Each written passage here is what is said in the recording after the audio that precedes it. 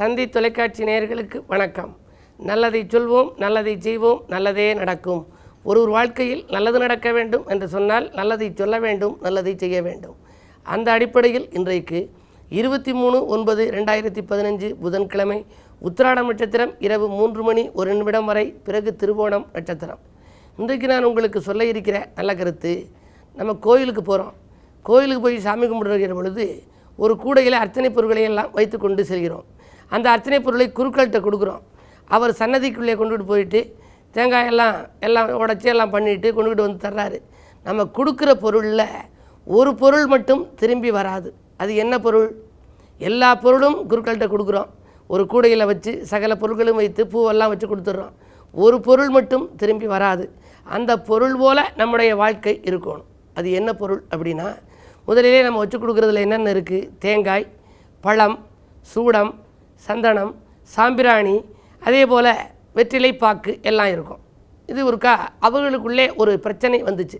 இந்த பொருள்களெல்லாம் சாமி சன்னதிக்கு போன உடனே பழம் சொன்னிச்சு, தேங்காயை பார்த்து, இன்னும் கொஞ்ச நேரத்தில் நீ உடபட போகிற பாரு அப்படின்னு சொன்னிச்சு. அதேபடி தேங்காயை குருக்கள் உடைச்சார். உடைச்சி 2ஆக உடைச்சிட்டார். உடைச்ச உடனே இந்த தேங்காய் சொன்னிச்சு, இன்னும் கொஞ்ச நேரத்தில் உன்னை குருக்கள் கிள்ள போகிறாரு பாரு அப்படின்ச்சு. அந்த பழத்தை அவர் என்ன பண்ணார்? அப்படியே பிச்சு எடுத்தார், கிள்ளினார். அதுக்கப்புறம் வெத்தலைப்பாக்கு சிரிச்சிச்சு, உன்னையும் இன்னும் கொஞ்சம் நேரத்தில் என்ன பண்ண போகிறாருன்னு பாரு அப்படின்னு ஒன்று அந்த வெத்தலைப்பாக்கையும் கிள்ளி அந்த தேங்காய்க்குள்ளே வச்சார். எல்லாம் வச்சு பூவை எடுத்து அந்த அம்மனுக்கு சூடினார். சூடி முடித்த பிறகு தீபம் காட்டப்பட்டது.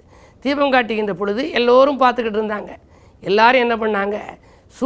சூடம் சிரிச்சிச்சு. அப்போ சொன்னாங்க, நீ இப்போ உன் மேலே அவர் நெருப்பு வைக்க போகிறாரு, நீனும் கொழுந்து விட்டு எரிய போகிறா பாரு அப்படின்னா சொல்கிற பொழுது வெளியில் இருக்கிற பக்தர்கள் எல்லாம் தீபம் காட்டுகின்ற பொழுது கன்னத்திலே போட்டுக்கொண்டார்கள் அரோகரா என்று சொல்லி. அப்போ சூடம் முழுமையாக கரைந்து விட்டது. நாம் இறைவனோடு ஒன்றி கலக்க வேண்டும் என்ற தத்துவத்தை இந்த சூடம் சொல்கிறது. எல்லா பொருள்களையும் உடைக்கிற பொழுது மக்கள் அரோகரா சொல்லவில்லை, கையெடுத்து கும்பிட்டு கொண்டு தான் இருந்தார்கள். ஆனால் சூடம் என்று ஏற்றுகின்ற பொழுதுதான் மக்கள் கன்னத்திலே போட்டுக்கொண்டார்கள், அரோகரா என்று சொன்னார்கள். சூடம் எப்படி இறைவனோடு ஒன்றர கலக்கிறதோ அதுபோல் நாமும் இறைவனோடு கலக்க வேண்டுமாம். அப்படி கோவிலுக்குள் நாம் கொடுத்த குருக்களிடம் கொடுத்த பொருளிலே நம்மிடம் மீண்டும் திரும்பி வராத பொருள் சூடம்.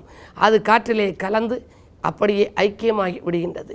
அப்படிப்பட்ட தெய்வத்திற்கு நாம் பூ சூட்டுகின்ற பொழுது வாடிய பூவை சூட்டினாலும் சூட்டலாம், சூடிய பூவை சூட்டாதே என்று சொல்லி வைத்திருக்கிறார்கள்.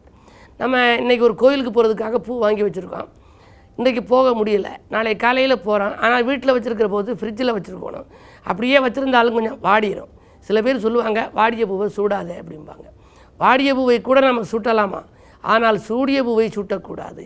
நாம் தலையிலே சூட்டி கொண்ட பூ இருக்கிறதே, நமக்கு மாலையாக போட்டது. நாம் சூடிக்கொண்ட பூவை இறைவனுக்கு சூட்டக்கூடாது. இதனுடைய தத்துவம் என்னென்னா, மனிதர்களுக்குள்ளே பாருங்கள், ஒருத்தர் போட்ட ட்ரெஸ்ஸை ஒருத்தர் போட்டுக்கப்படாது. ஒருத்தர் போட்ட உள்ளாடையை ஒருத்தர் போட்டுக்குன்னா அவருக்குள்ள அலர்ஜி இவருக்கு வந்துடும். ஒருத்தர் முகப்பவுடர் போட்டுக்கிறாரு அப்படின்னா அந்த பஞ்சை அடுத்தவர் எடுத்து போட்டுக்கிட்டாரு அப்படின்னா அவருடைய முகத்தில் இவருக்குள்ள பருக்கள் வர ஆரம்பிச்சிடும்.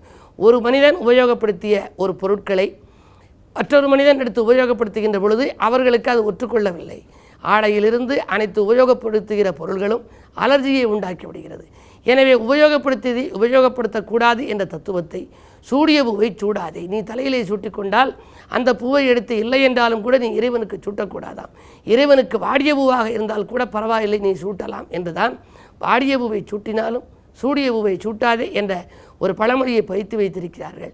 அப்படிப்பட்ட இறை வழிபாடில் இன்றைக்கு கிழமை புதன் என்பதனாலே விஷ்ணு ஆலயத்திற்கு செல்லுங்கள். விஷ்ணுவை வழிபட்டால் அது எப்படி என்றால் அலங்கார பிரியன் என்று சொல்வார்கள். சிவன் அபிஷேக பிரியன், விஷ்ணு அலங்கார பிரியன், நவகிரகங்கள் துதி பிரியன். நீங்கள் சிவனுடைய அருளை பெற வேண்டுமானால் தினமும் அபிஷேகம் செய்து கொண்டே இருக்க வேண்டும். 48 நாள் அபிஷேகம் செய்தால் சிவன் உங்களை நிமிர்ந்து பார்ப்பாராம். விஷ்ணுவனுடைய அருளுக்கு பாத்திரமாக வேண்டுமென்றால் அலங்கரித்து பார்க்க வேண்டும். பட்டு பீதாம்பரதாரி, எனவே பச்சை பட்டு அவருக்கு அணிவித்து செந்தாமரை மலரால் மாலை சூட்டி கற்கண்டுகள் கலந்த அந்த சாதத்தால் நைவேத்தியங்கள் போட வேண்டுமாம். நவகிரகங்களின் அருளை பெற துதித்து கொண்டே இருக்க வேண்டும். போற்றி போற்றி என்று சொல்ல வேண்டும். அந்த அடிப்படையில் இன்றைக்கு கிழமை புதன், விஷ்ணுவை வழிபட்டு உங்கள் விருப்பங்களை எல்லாம் நிறைவேற்றிக் கொள்ளுங்கள் என்ற கருத்தை தெரிவித்து இனி இன்றைய ராசி பலன்களை இப்பொழுது உங்களுக்கு வழங்கப் போகின்றேன். மேசராசி நேயர்களே, போன் மூலம் பொன்னான தகவல் வந்து சேருகின்ற நாள். இன்றைக்கு பொது வாழ்விலே உங்களுக்கு புதிய பொறுப்புகள் கிடைக்கும். பணவரவு திருப்திகரமாக இருக்கும். செய்தொழிலே லாபம் கிடைக்கும். பிள்ளைகளாலும் நல்ல தகவல்கள் வந்து சேரப்போகிறது. ரிஷபராசினியர்களே, அரசியல்வாதிகளால் அனுகூலம் கிடைக்கும் நாள். ஆதாயம் எதிர்பார்த்தபடியே உங்களுக்கு வந்து சேரும். புதிய தொழில் தொடங்க வேண்டும் என்ற எண்ணத்தை நிறைவேற்றிக் கொள்வீர்கள். சுக்கிரபலம் 3இல் இருப்பதால் சகோதர ஒற்றுமை பலப்படும். கடல் வணிகம் செய்தவர்களுக்கெல்லாம் நல்ல கணிசமான தொகை வந்து சேரப்போகின்றது. பக்கத்து விட்டாரின் பகை மாறும். பாசமழையில் நனைவீர்கள். மாலை நேரத்தில் மறக்க முடியாத சம்பவம் ஒன்று நடைபெறப் போகிறது. மிதுனராசினியர்களே, உங்களுக்கு சந்திராஷ்டமம். முயற்சியில் குறுக்கீடுகள் ஏற்படுகின்ற நாள். முக்கிய புள்ளிகளை பகைத்து கொள்ளாமல் இருப்பது நல்லது. வரவை காட்டிலும் செலவு கூடலாம். புது முயற்சிகளை ஒரு சில நாட்கள் தள்ளி வைப்பது தான் உத்தமம். பாக பிரிவினர்கள் இழுபறி நிலையில் இருக்கும். தொகை வரவு எதிர்பார்த்தபடி வந்தாலும் கூட ஒரு சிலருக்கு மன நிம்மதி குறைவாகவே கிடைக்கும். ஆலய வழிபாட்டால் ஆனந்தத்தை வரவழைத்துக் கொள்ளுங்கள். கடகராசினியர்களே, விலையுந்த பொருட்கள் வீடு வந்து சேரும் நாள். வீடு வாங்கும் முயற்சியில் உங்களுக்கு வெற்றி கிடைக்கும். ஆடை ஆபரண சேர்க்கையும் உண்டு. அது மட்டுமல்ல, ஆடம்பர பொருட்கள் வாங்குவதிலும் நீங்கள் ஆர்வம் காட்டுவீர்கள். பெண்வெளி பிரச்சனைகள் நல்ல முடிவுக்கு வரும். பிரிந்த தம்பதியர் இணையும் சூழ்நிலை உண்டு. இல்லத்தில் சுபகாரிய பேச்சுக்கள் கைகூடலாம். சிம்மராசினியர்களே, உங்களுக்கெல்லாம் நட்பு வட்டம் விரியும் நாள். நாடு மாற்ற சிந்தனைகளும் வீடு மாற்ற சிந்தனைகளும் ஒரு சிலருக்கு மேலோங்கும். பகை மாறும். பணவரவு திருப்திகரமாக இருக்கிறது. ஆரோக்கிய தொல்லை அகலும். அஞ்சல் வழியில் அனுகூல தகவல் உண்டு. பிள்ளைகளை நலங்கிறது எடுத்த முயற்சிகளில் வெற்றி கிடைக்கும். கன்னிராசினியர்களே, மங்கையர் வழியில் மனக்கலக்கம் ஏற்படும் நாள். மறதியால் சில பணிகளை விட்டுவிடுவீர்கள். 7இலே கேது இருப்பதால் வாழ்க்கை துணையை அனுசரித்து செல்வதுதான் நல்லது.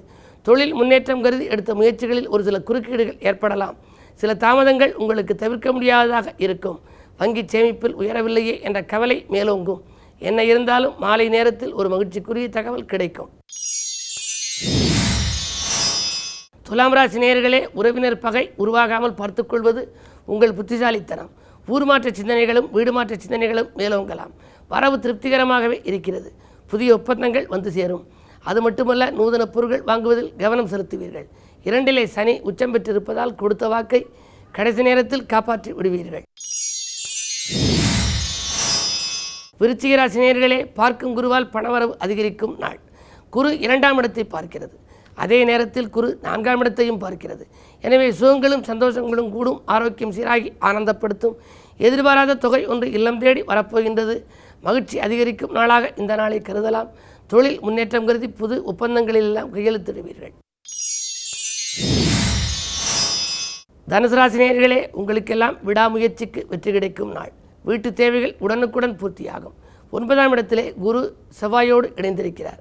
குரு மங்களயோகம் இருப்பதால் குடும்பத்தில் சுபகாரிய பேச்சுக்கள் நல்ல முடிவுக்கு வரும். மாற்று மருத்துவத்தால் உடல்நலத்தை சீராக்கிக் கொள்வீர்கள். கல்விக்காக எடுத்த முயற்சி கைகூடும். மாமன் மைத்துனர் வழியில் ஒரு மங்கள நிகழ்ச்சி நடைபெறுவதற்கான அறிகுறிகள் தென்படுகின்றன. மகர ராசி நேயர்களே, உங்களுக்கெல்லாம் சேமிப்பு உயரும் நாள். செல்வாக்கு மேலோங்கும். 8இலே செவ்வாய் இருப்பதனால் ஆரோக்கிய தொல்லை மட்டும் உண்டு. ஏதேனும் சிறு தொல்லைகள் வந்தால் உடனடியாக மருத்துவ ஆலோசனைகளை பெறுவதுதான் நல்லது. திடீர் பயணம் உங்களுக்கு தித்திக்கவும் வைக்கும், திகைக்கவும் வைக்கலாம். அஞ்சல் வழியில் வரும் தகவல் அனுகூலமானதாக இருக்கும். பிள்ளைகளின் முன்னேற்றம் கருதி எடுத்த முயற்சிகளில் வெற்றி உண்டு. கும்பராசி நேயர்களே, சுபகாரிய பேச்சுக்கள் முடிவாகும் நாள். சொல்லை செயலாக்கி காட்டுவீர்கள். துணிவும் தன்னம்பிக்கையும் கூடும். குடும்பத்தில் மகிழ்ச்சி உண்டு. 2இலே கேது இருப்பதால் கொடுத்த வாக்கை கடைசி நேரத்திலாவது காப்பாற்றி விடுவீர்கள். அஷ்டமத்து சூரியனின் ஆதிக்கத்தால் அரசியல்வாதிகளால் ஒரு சில தொல்லைகளை சந்திக்க நேரிடும். மீனராசி நேயர்களே, சோதனைகளை வென்று சாதனை படைக்கும் நாள். தொழில் வளர்ச்சி மேலோங்கும். தொல்லை தந்தவர்கள் விலகுவார்கள். விஐபிக்களின் ஒத்துழைப்போடு விரும்பிய காரியத்தை விரும்பியபடியே செய்து முடிப்பீர்கள். முயற்சிகளில் வெற்றி கிடைக்கும் நாள் இந்த நாள். மேலும் விவரங்கள் அறிய தினத்தந்தி படியுங்கள்.